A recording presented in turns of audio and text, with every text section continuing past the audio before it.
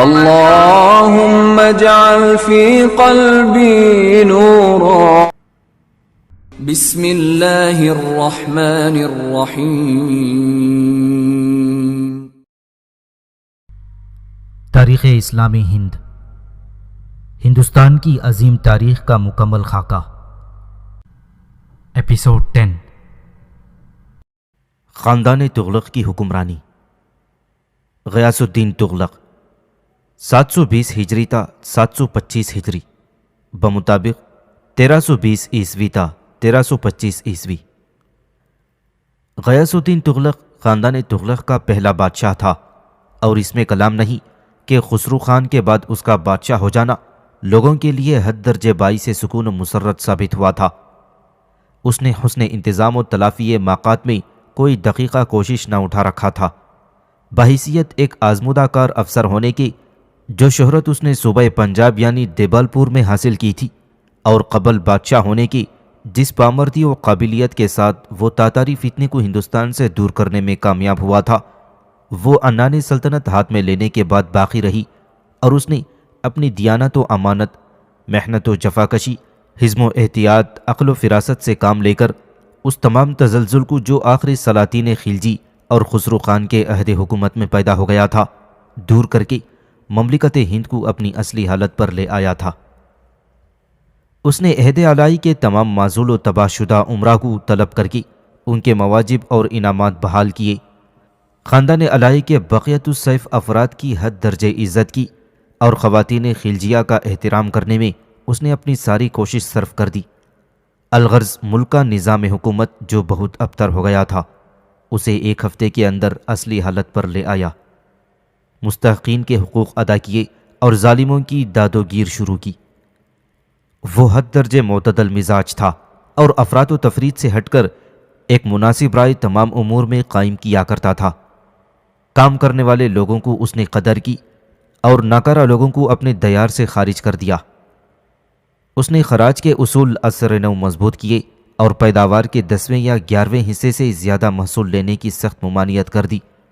اس کی کوشش یہ تھی کہ ہر سال رقبہ زراعت بڑھاتا جائے اور چودھری کاشتکاران پر جبر نہ کر سکیں، اور جن امراء و ملوک کے پاس جاگیریں تھیں ان کی انتظامی حالت کی بھی نگرانی کرتا اور جبر و تعدی پر سخت باز پرس کرتا. خسرو خان نے جن لوگوں کو خزانہ شاہی سے بیجا انعامات دیے تھے وہ سب وصول کر کے خزانے میں داخل ہوئے. جب کوئی فتح یا کامیابی کی خبر اسے ملتی، بیٹا پیدا ہوتا یا شہزادی کی شادی وغیرہ ہوتی تو تمام اکابر و علماء کو طلب کرتا اور حسب حیثیت انعامات سے سرفراز کرتا. جو مشائخ و صوفیہ خلوت نشین ہوتے ان کے پاس تحائف و نذرانے وہیں بھیجتا. چاہتا تھا کہ جو مسرت مجھے حاصل ہو اس میں ساری رعایا شریک ہو. چنانچہ وہ سب کو کچھ نہ کچھ دیتا اور اکثر ایسے داد و دہش کے بہانے پیدا کیا کرتا. اس کا مقصود سلطنت یہ تھا کہ سارا ملک فراغت و اطمینان سے زندگی بسر کرے، رعایا خوشحال ہو جائے، لوگ گدائی چھوڑ دیں اور حلال کی کمائی حاصل کریں. اسی خیال کے زیر اثر اس نے مزدوری اور اجرت میں 25% اضافہ کر دیا. کاشتکاروں اور ہندوؤں کی حالت میں جو تمدنی انحطاط عارضی اسباب کی وجہ سے ہو گیا تھا وہ دور ہو گیا، اور پھر وہ آزادی کے ساتھ اپنے اپنے مشاغل میں مصروف ہو گئے. جس سپاہ کو خسرو خان نے مواجب سے زیادہ روپیہ تقسیم کر دیا تھا وہ آہستہ آہستہ اس نے وصول کیا، اور فوج کے باب میں جو قواعد علاؤالدین خلجی نے مقرر کیے تھے یعنی حلیہ، امتحان، داغ اور تعین قیمت وغیرہ وہ سب بدستور جاری رکھے. البتہ اس کی احتیاط ضروری کی کہ کوئی افسر یا امیر سپاہیوں کو ذلیل نہ سمجھے اور ان کے کوڑے نہ مارے. مطالبات کے وصول کرنے میں وہ بہت نرمی سے کام لیتا. لاکھوں کے مطالبے میں اگر ہزاروں بھی وصول ہو جاتے تو وہ غنیمت سمجھتا اور حد درجے نرمی و آشتی سے کام لے کر معاملات کو طے کرتا. وہ نہ معمولی باتوں پر کسی کو حد سے زیادہ انعام دیتا اور نہ ضرورت سے زیادہ سختی عمل میں لاتا. میانہ روی اس کی خصوصیت تھی اور عدل و انصاف اس کی حکومت کا تنہا نصب العین تھا. انہی باتوں کے ساتھ اس نے مغلوں کی طرف سے بھی ہندوستان کو مطمئن کر دیا اور ایسی سخت ناکہ بندی کر دی کہ اس کے عہد میں ان کو حدود ہند کی طرف آنے کی جرت ہی نہ ہوئی. اس نے نہریں کثرت سے کھدوائیں، باغات تعمیر کروائی، ویرانوں کو آباد کیا، بنجر زمین کو تردد سے قابل کاشت کیا اور متعدد عمارات قائم کرا دیں۔ حصار تغلق آباد اس بادشاہ کی یادگیر ہے۔ غیاث الدین صوم و صلات کا بھی پابند تھا اور ہمیشہ باجماعت نماز ادا کرتا اور تراویح کے ساتھ روزہ رکھتا۔ وہ اکثر باوضو رہتا اور شراب خود نہ پیتا اور نہ کسی کو پینے دیتا۔ کبر و غرور اس میں نام کو نہ تھا، مکر و فریب سے وہ بالکل نا آشنا تھا اور سادگی اس کی فطرت تھی۔ فتوحات کے لحاظ سے بھی اس کا عہد کامیاب ثابت ہوا اور بنگال و دکن کی طرف عساکر سلطانی نے کافی کامیابیاں حاصل کیں۔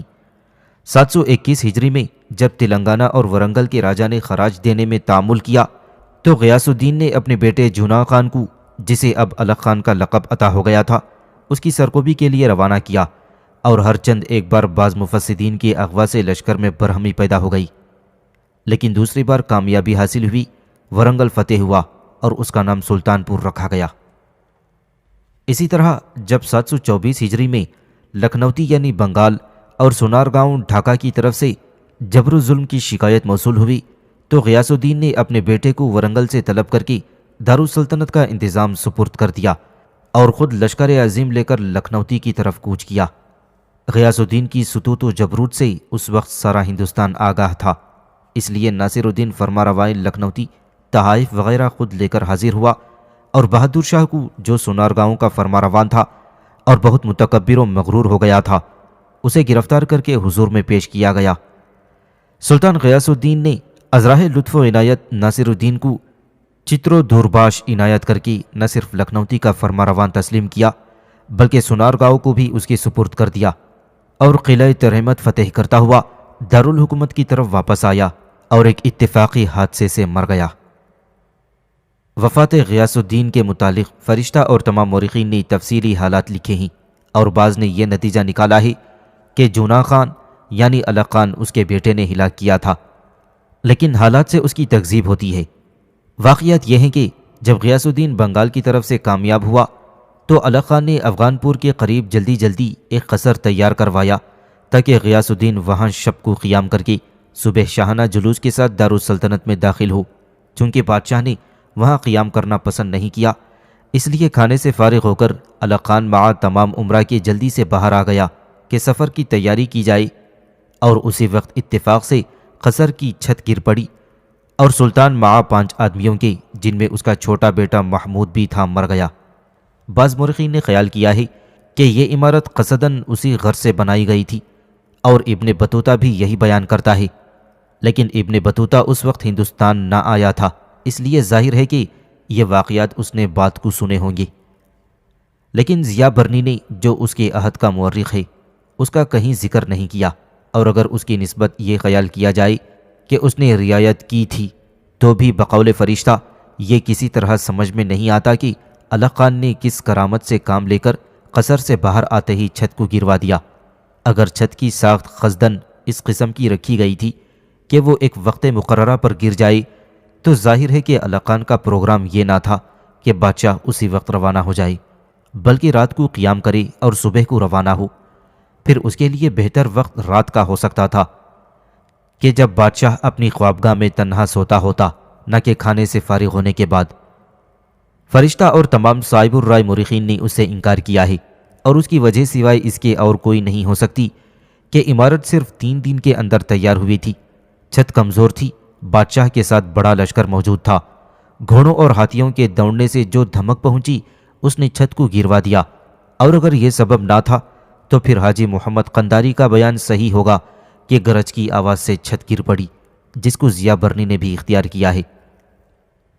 عبدالقادر بدایونی نے منتخب التواریخ میں لکھا ہے کہ بعض لوگ غیاث الدین کی وفات کا یہ سبب قرار دیتے ہیں کہ وہ سلطان المشائخ یعنی حضرت نظام الدین اولیاء سے برہم تھا، چنانچہ اس نے لکھنوتی سے واپس آتے ہوئے یہ پیغام کہلا بھیجا کہ دہلی سے کہیں چلے جائیں۔ یہ سن کر حضرت سلطان المشائخ نے فرمایا کہ ہنوز دہلی دور است، یعنی دلی ابھی دور ہے، اور اسی وقت سے یہ ضرب المثل عام ہو گئی۔ لیکن ابن بطوطہ کے بیان سے معلوم ہوتا ہے کہ حضرت سلطان المشائخ کا انتقال اس سے قبل ہو چکا تھا۔ بہرحال غیاث الدین کے مرنے کے جو بھی اسباب تھے، اس میں کلام نہیں کہ وہ بہترین فرمانروا تھا، اور اگر وہ چند دن اور حکومت کرتا تو جو اسلوب حکمرانی اس نے اختیار کیا تھا وہ زیادہ مستحکم ہو جاتا۔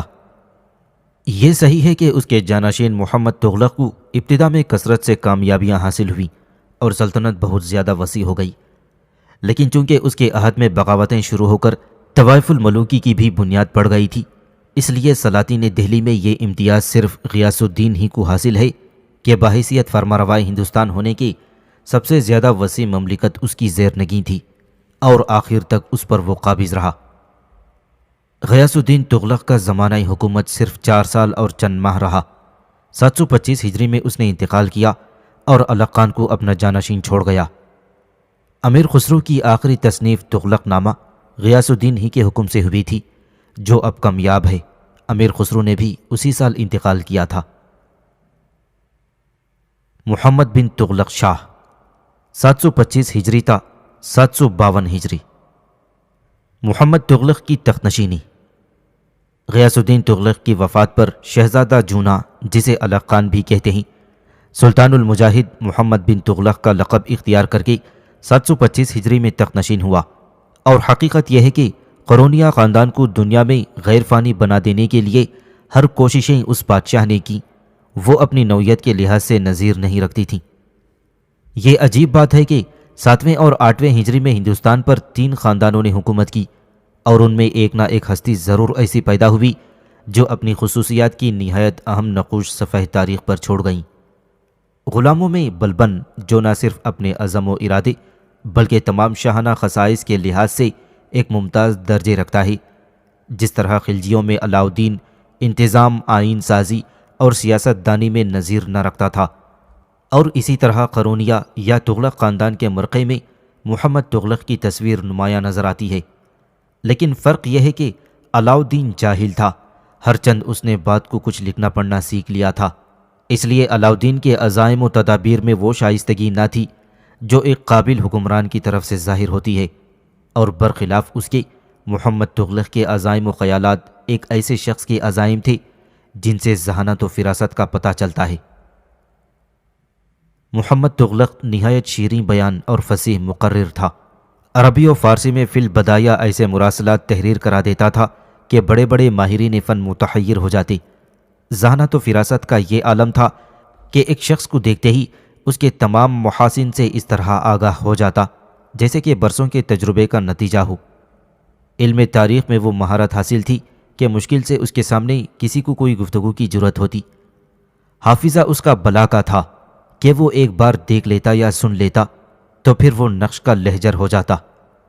حکمت، نجوم، ریاضی و منطق میں تجربے کی یہ کیفیت تھی کہ دقیق ترین مسائل علمیہ بات کی بات میں حل کر دیتا۔ فن شعر میں بھی اس کی جامعیت مشہور ہے۔ اسے صرف قدماء کے کلام پر عبور حاصل تھا، بلکہ خود بھی نہایت پاکیزہ شعر کہتا، اور فن طب کا ایسا مجتہدانہ ذوق رکھتا تھا کہ خود مریضوں کا علاج کرتا۔ فن کتابت میں ایسا ملکہ اسے حاصل تھا کہ بڑے بڑے خوشنویز اس سے شرما جاتے۔ مذہب کا حد درجے احترام کرتا، اور فرائض کے علاوہ نوافل مستحبات بھی کبھی اس سے ترک نہ ہوتے تھے۔ شراب کو اس نے کبھی منہ نہیں لگایا، اور دیگر مشاغل لہو و لعب جو عمرائے سلاطین کے ساتھ مخصوص ہیں اس نے کبھی اختیار نہیں کیے۔ بخشش و کرم کی یہ کیفیت تھی کہ اگر کسی درویش کو خزانہ بھی اٹھا کر دے دیتا تو یہی سمجھتا کہ میں نے کچھ نہیں دیا۔ ممکن نہیں تھا کہ کسی بیوہ یا غریب و ضعیف کی فریاد اس تک پہنچ جائے اور وہ اسے مالا مال نہ کر دے۔ عراق و خراسان، ماوراء النہر، ترکستان، روم، عربستان کے علماء اور فضلاء اور ماہرین فنون اس کے دربار میں کھینچے ہوئے چلے آ رہے تھے، اور وہ دونوں ہاتھوں سے زر و جواہر کی بارش ان پر کر رہا تھا۔ تاتار خان والی سونارگاؤں کو جب اس نے بہرام خان کا خطاب عطا کیا تو اس کے ساتھ ایک ہی دن میں 100 ہاتھی، 1000 گھوڑے اور 1 کروڑ سرخ اشرفی بھی مرحمت فرمائی۔ ملک سنجر بدخشانی کو 80 لاکھ تینکے یعنی 80 لاکھ اشرفیاں، ملک اماد الدین کو 70 لاکھ اور مولانا ظفر الدین اپنے استاد کو 40 لاکھ ایک دن میں اٹھا کر دے دیا۔ اسی طرح مولانا ناصر الدین اور ملک غازی کو، جو ایک فاضل شعر تھا، سالانہ لاکھوں تینکے انعامات میں دے دیتا۔ پھر اس کے ساتھ جرأت و بہادری، علوی حوصلہ، پختگی عزم اور رسوخ تدابیر کو بھی شامل کیجئے، اور اس کے بعد غور کیجئے کہ ان صفات کا بادشاہ کیا چیز ہو سکتا ہے اور اسے کتنا کامیاب ہونا چاہیے؟ صاحب مسالک الابصار نے سراج الدین ابو الفتح عمرو جو اودھ کا رہنے والا تھا اور محمد تغلق کے دربار میں عرصے تک متعلق رہا تھا، اور شیخ مبارک کی روایت سے مفصل حالات اس عہد کے لکھے ہیں، جس سے معلوم ہوتا ہے کہ محمد تغلق کس شوق و جبروت کا بادشاہ تھا، اس کے دربار کا کیا آئین تھا، اور اس کے زمانے میں دہلی اور دیوگڑھ یعنی دولت آباد کی رونق کا کیا عالم تھا۔ دولت آباد کا نام اس نے قطبۃ الاسلام رکھا تھا اور کثرت سے عمارتیں بنوا کر مخصوص جماعتوں کے قیام کے لیے شہر کو وقف کر دیا تھا۔ علماء، فقراء، مشائخ، عمرا، ملوک، خواتین، فوج، وزراء، تجار، پیشہ ور لوگ، رنگریز، نجار اور جداو وغیرہ کے لیے الگ الگ محلے مقرر کیے اور وہاں ان کے لیے مسجدیں، بازار، حمام، بھٹیاں اور ضرورت کی تمام عمارتیں قائم کرا دیں۔ ہر محلہ گویا ایک مستقل قصبہ تھا اور اپنی ضروریات کے لحاظ سے دوسرے محلے کا محتاج نہ تھا۔ دہلی کا یہ حال تھا کہ یہاں چھوٹے بڑے مدارس 1000 کے قریب تھے اور 70 ہسپتال تھی جن میں غربا کا علاج ہوتا تھا۔ 2000 مسجدیں تھیں اور خانقاہوں اور حماموں کا کوئی شمار نہ تھا۔ کنویں کثرت سے موجود تھے۔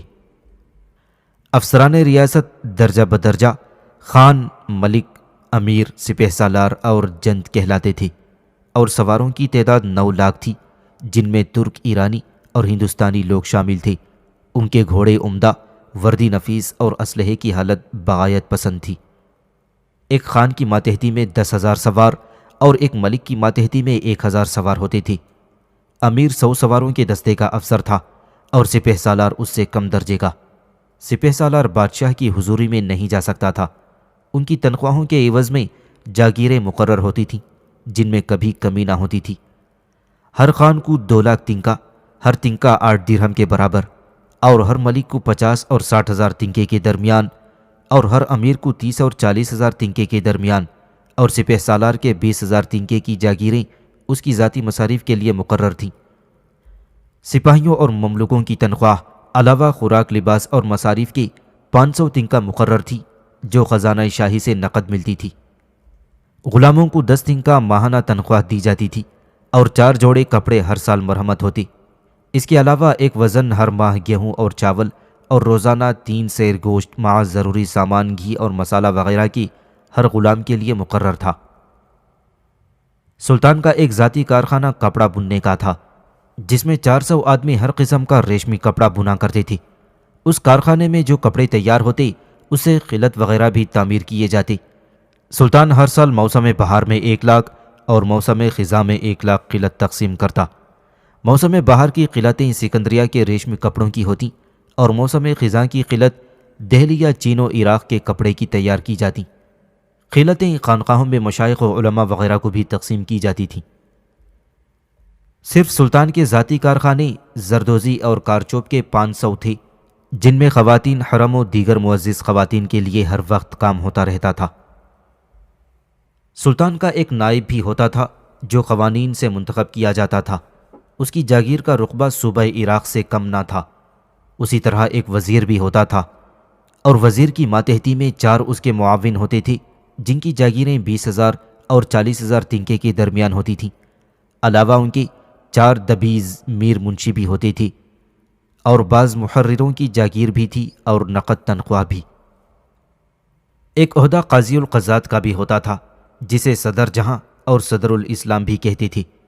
اس کی جاگیر میں 10 قصبات ہوتے تھے جن کی آمدنی 60,000 تنکے سے کم نہ تھی۔ ایک شخص شیخ الاسلام بھی ہوتا اور اس کی جاگیر بھی اسی قدر ہوتی۔ معلوم ہوتا ہے کہ صدر جہاں کا کام مقدمات کی سماعت اور احکام سزا وغیرہ دینا تھا، اور شیخ الاسلام صرف قاضی تھا جو شرح کے مطابق مسائل عامہ طے کیا کرتا۔ ایک عہدہ محتسب یعنی کوتوال کا بھی تھا۔ اس کی تنخواہ 800 تنکا تھی۔ سلطان کے دربار میں 300 ہانکا کرنے والے نوکر تھے اور علاوہ ان کے 3000 ایسے لوگ بھی تھے جو اس شکار کے تمام اور ضروریات کو مہیا کرتے تھے۔ سلطان کے دسترخوان پر 500 عمرہ کھانے میں شریک ہوتے اور 1200 مغنی ہر وقت حاضر رہتے، اور اس میں ان 1000 مغنیوں کی تعداد شامل نہیں ہے جو موسیقی کی تعلیم دینے کے لیے قصر شاہی کے اندر رہتے تھے۔ 1000 شاعر بھی دربار سے متعلق تھے جن میں سے بعض عربی اور بعض فارسی اور بعض ہندی زبان میں شاعری کرتے۔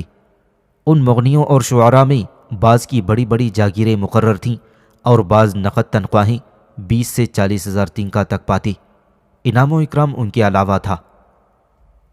شیخ مبارک کا بیان ہے کہ سلطان روزانہ صبح شام دربار کرتا تھا اور اس کے بعد کھانا ہوتا تھا، جس میں 20,000 خواتین و ملوک، امراء و اراکین شامل ہوتے تھے۔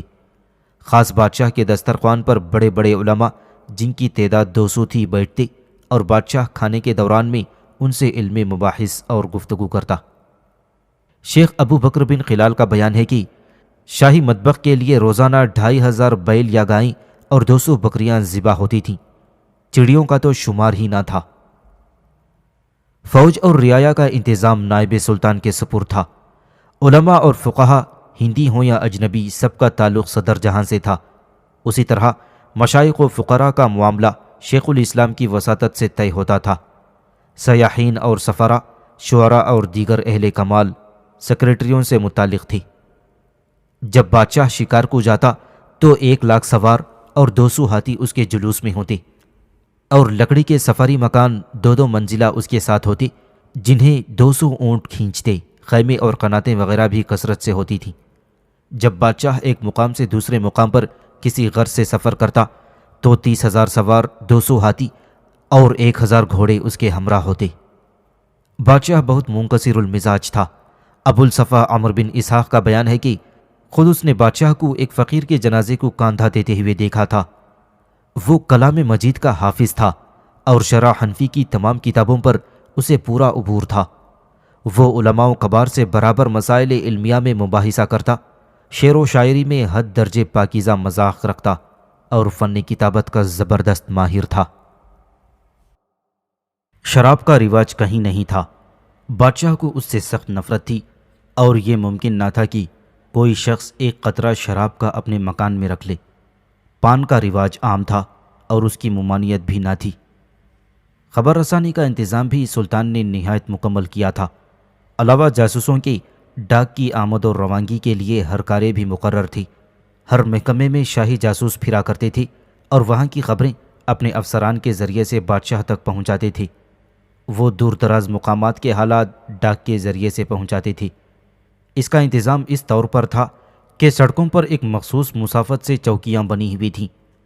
ہر چوکی پر 10 ہرکارے متعین تھے، جن کا فرض تھا کہ وہ ڈاک کو ہر ممکن صورت کے ساتھ اگلی چوکی تک پہنچا دیں۔ اس صورت سے ڈاک ادھر سے ادھر بہت جلد پہنچ جاتی تھی۔ ہر چوکی پر ایک مسجد تعمیر کی گئی، جہاں مسافر قیام کرتے، نماز ادا کرتے اور شیرین پانی کے لبریز حوضوں سے اپنی تشنگی رفع کرتے۔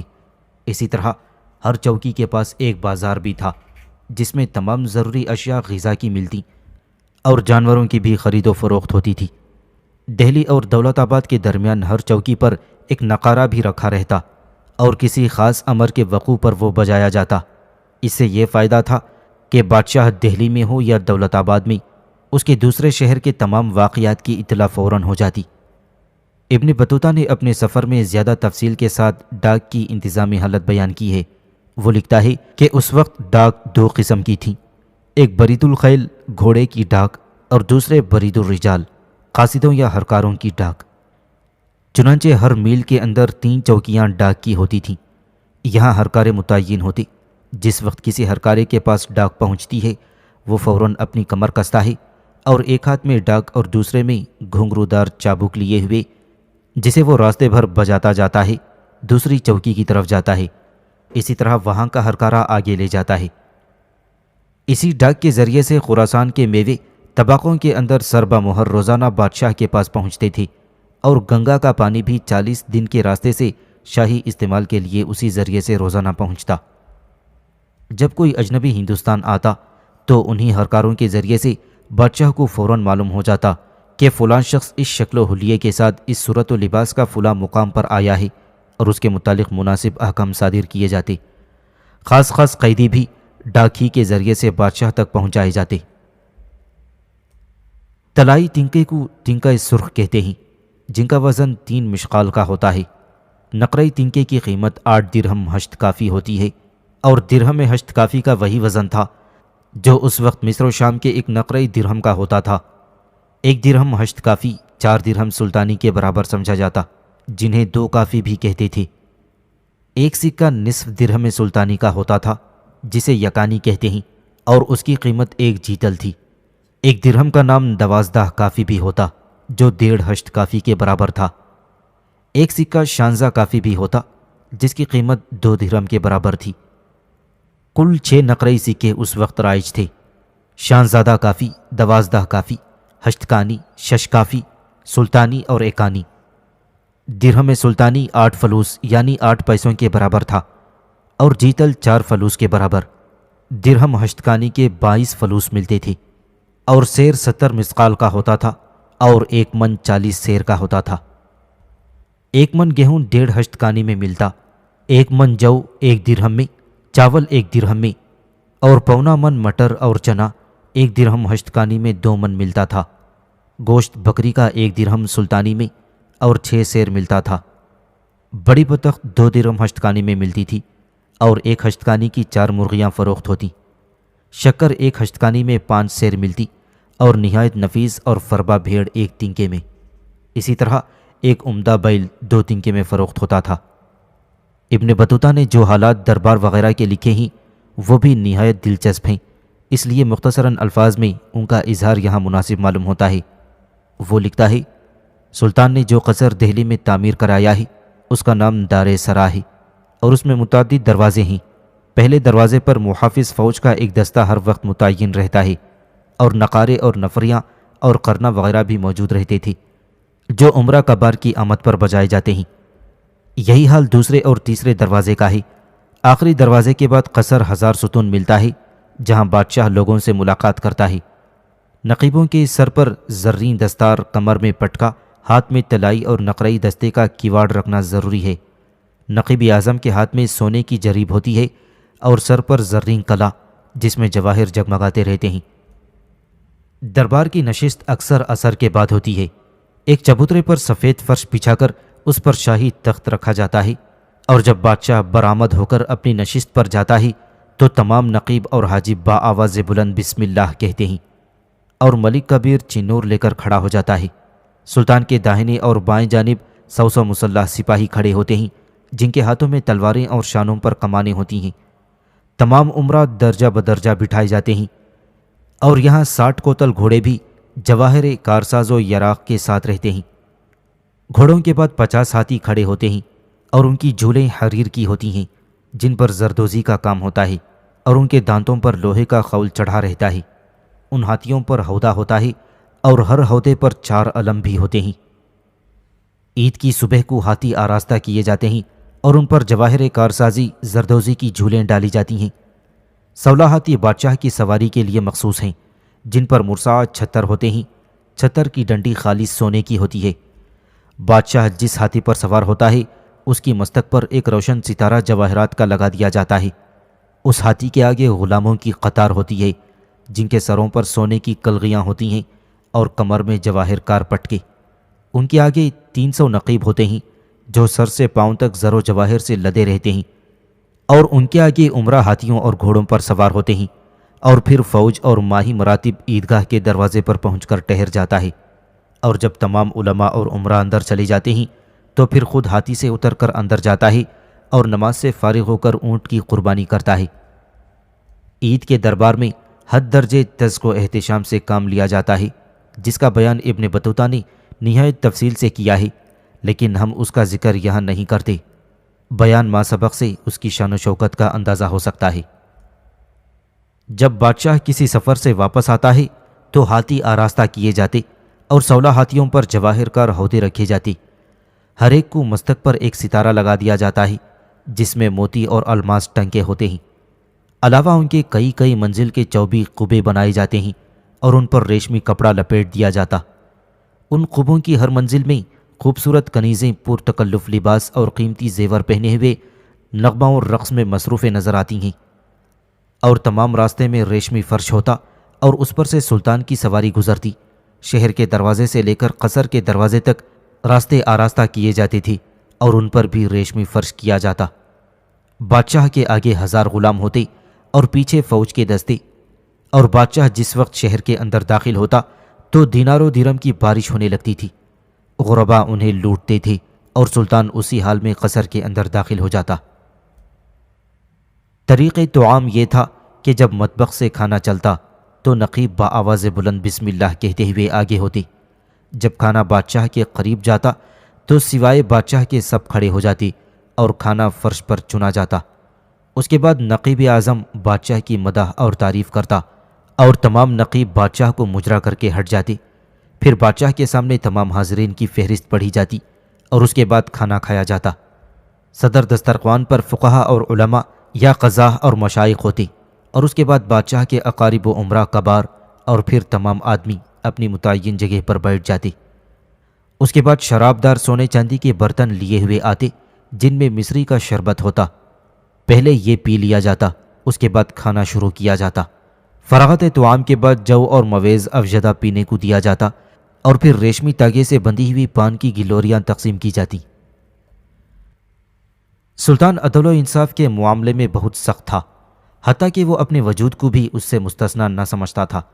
ایک بار کسی ہندو امیر نے قاضی کے ہاں نالش کی کہ سلطان نے اس کے بھائی کو بے سبب قتل کر ڈالا ہے۔ قاضی نے سلطان کو طلب کیا، چنانچہ یہ گیا اور قاضی کو سلام کر کے کھڑا ہو گیا۔ جب قاضی نے بیٹھنے کی اجازت دی تو وہ بیٹھا اور اس وقت تک عدالت سے باہر نہ گیا جب تک کہ مدعی راضی نہیں ہو گیا۔ ان تمام بیانات سے یہ امر بخوبی ثابت ہوتا ہے کہ محمد بن تغلق اپنی صفات کے لحاظ سے ایک بے مثل حکمران تھا۔ عزم و استقلال، سطوت و جبروت، بذل و کرم، زہد و اتقاء، شجاعت و بصالت اس میں بدرجہ عتم پائی جاتی تھی۔ وہ خود تمام امور کا انتظام کرتا، قوانین نافذ کرتا اور خود اپنے کو بھی اس سے مستثنیٰ نہ سمجھتا۔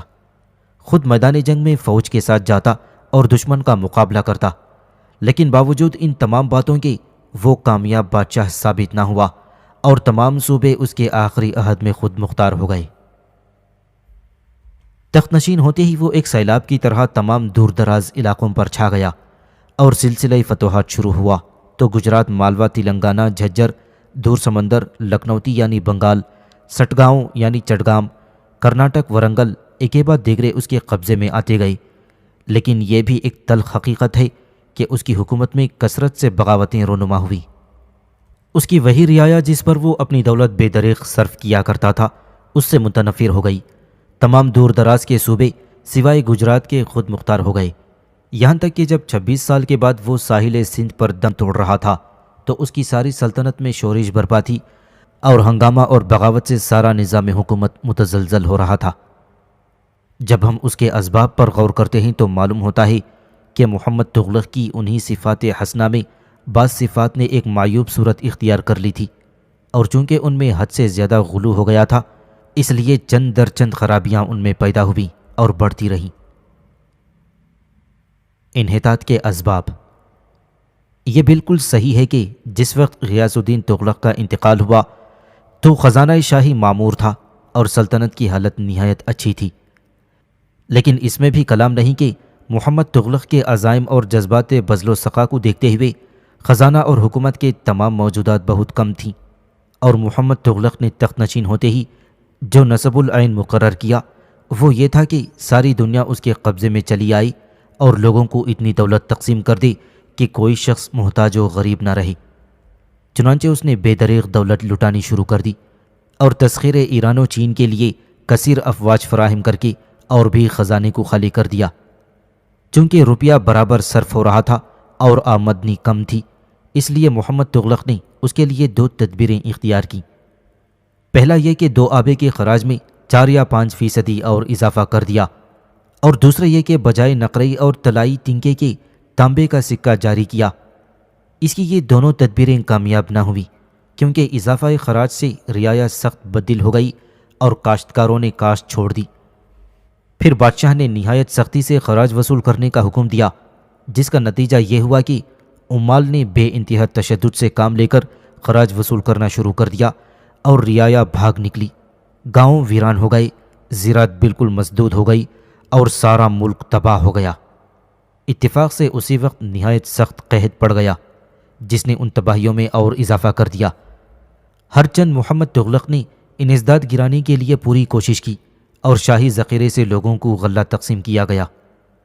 لیکن اللہ کی ڈالی ہوئی مصیبت انسانی تدابیر سے دور نہیں ہو سکتی تھی، اس لیے مشکلات میں کوئی کمی نہ ہوئی اور اضافہ خراج کی تدبیر سخت ناکام ثابت ہوئی۔ اس کے بعد سلطان محمد تغلق نے اپنی غلطی کو محسوس کر کے پھر اس امر کی کوشش کی کہ ویران گاؤں آباد ہو جائیں، کاشت کی حالت بہتر ہو جائے، اور اس کے لیے اس نے خزانہ شاہی سے 70 لاکھ تنکا بطور تقاضی کے رعایا کو تقسیم کیا۔ لیکن افسوس ہے کہ کارکنوں نے بہت کچھ اس میں سے خود غصب کر لیا۔ تھوڑا بہت جو رعایا کو ملا بھی اس میں سے 1000واں حصہ بھی خزانے میں نہ آ سکا۔ اب چونکہ خزانہ بالکل خالی ہو چکا تھا اور روپیے کی شدید ضرورت تھی، اس لیے سلطان نے خیال کیا کہ سکے کی قیمت بڑھا دینی چاہیے، اور اسی خیال کو پیش نظر رکھ کر اس نے تانبے کا سکہ بجائے طلائی سکے کے جاری کر دیا۔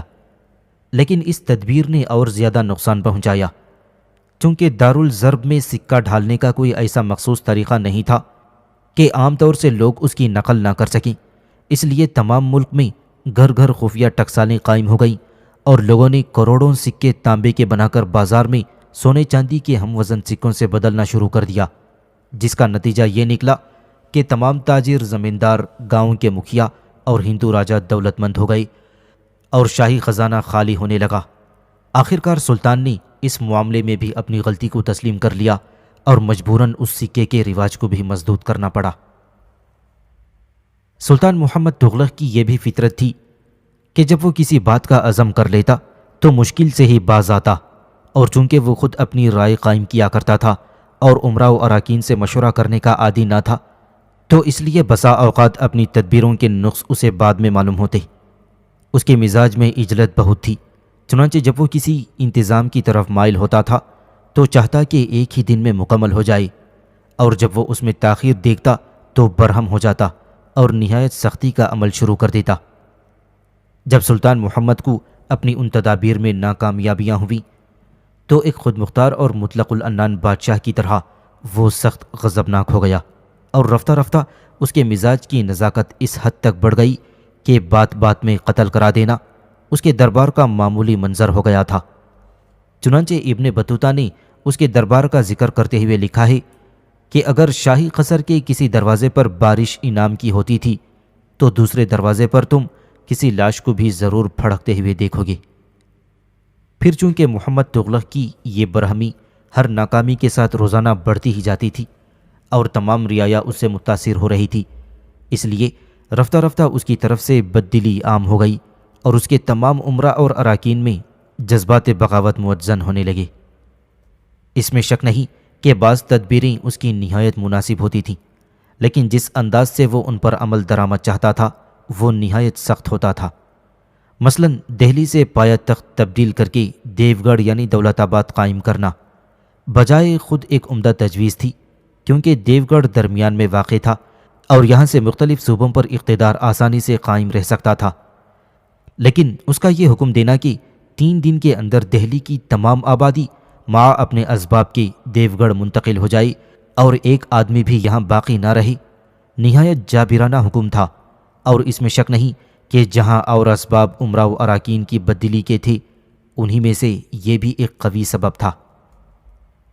یہاں ایک امر اور قابل غور ہے کہ جن صوبوں نے اس کے عہد میں بغاوت کی تھی ان میں سے اکثر وہی تھے جہاں خود اس کے مقرر کیے ہوئے مسلمان امراء حکومت کر رہے تھے، اور ظاہر ہے کہ سلطان کے جبر و تشدد کا اثر ان پر براہ راست نہ پڑتا تھا۔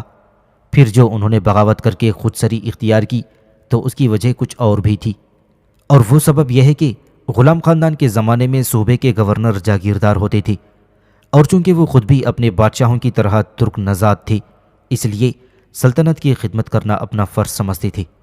جب ان ترک فرما رواؤں کے بعد خلجیوں کا دور شروع ہوا تو اس نظام میں کچھ تغیر پیدا ہوا، لیکن اس قدر نہیں، کیونکہ خلجی سلطنت کے زمانے میں صوبوں کے گورنر پھر بھی مرکزی حکومت سے قربت کا تعلق رکھتے تھے۔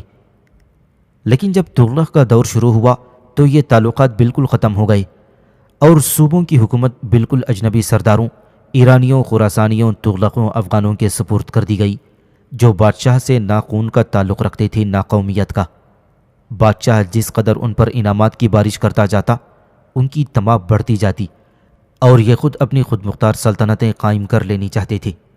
چنانچہ اس کا نتیجہ یہ نکلا کہ محمد تغلق کی وسیع سلطنت ایسی وسیع کہ پھر 2 صدی بعد تک ایسی وسعت حاصل نہ ہو سکی، ٹکڑے ٹکڑے ہو کر منتشر ہو گئی۔ ہر چند ان بغاوتوں کے فروغ کرنے میں بادشاہ نے پوری کوشش کی اور وہ کامیاب بھی ہوا، لیکن ظاہر ہے کہ وہ ہر جگہ نہ پہنچ سکتا تھا، اور وہاں حالت یہ تھی کہ آج ملتان باغی ہوا تو کل بنگال، کل لاہور میں فتنہ اٹھا تو پرسوں ورنگل میں۔ جس وقت اودھ کی بغاوت کی خبر ملی تو دوسرے وقت گجرات کا بادشاہ کہاں کہاں پہنچ سکتا تھا۔ نتیجہ یہ ہوا کہ بعض صوبے جن میں بنگال اور دکن بھی شامل تھے بالکل خود مختار ہو گئی اور پھر کبھی تغلق سلطنت میں شامل نہ ہو سکے۔ سلطان محمد تغلق نے 26 سال تک حکومت کی، اور اس میں شک نہیں کہ ابتدائی زمانہ با اعتبار وضع قوانین نظم و سلطنت اور کثرت فتوحات میں ایک یادگار زمانہ تاریخ ہندوستان کا شمار کیا جاتا ہے، لیکن افسوس یہ ہے کہ بعض اسباب کی وجہ سے جن کا اجمالی بیان ہم نے ابھی کیا ہے، اس کا درمیانی اور آخری عہد حد درجے اضطراب و اضطرار میں بسا ہوا تھا۔ جس سال وہ مرنے والا تھا اسی سال سندھ میں بغاوت رونما ہوئی۔ محرم کا مہینہ تھا کہ اس نے دریائے سندھ کو عبور کیا اور بے شمار افواج لیے ہوئے ٹھٹا کی طرف بڑھا۔ محرم 756 ہجری بمطابق 1350 عیسوی کی 10ویں تاریخ تھی، اور ٹھٹا صرف 30 کوس دور رہ گیا تھا کہ شام کو روزہ افطار کرنے کے بعد اس نے مچھلی کھائی۔ طبیعت پہلے سے ہی کچھ خراب تھی، اس بد پرہیزی سے بخار بڑھ گیا، لیکن بادشاہ نے سفر کو ملتوی نہیں کیا، اور تیسرے دن ٹھٹا میں صرف 14 کوس کا فصل رہ گیا تھا کہ بادشاہ کی حالت اور بگڑ گئی، جس کی وجہ سے مجبوراً حملہ ملتوی کرنا پڑا۔ 1 ہفتے تک سلطان اسی حال میں مبتلا رہا، یہاں تک کہ 21 محرم کو دریائے سندھ کے ساحل پر اس نے انتقال فرمایا، اور اس طرح خاندان تغلق کے اس جلیل القدر بادشاہ کا عہد حکومت ختم ہو گیا، جس کا مثل تاریخ ہندوستان پھر کوئی اور پیدا نہ کر سکی۔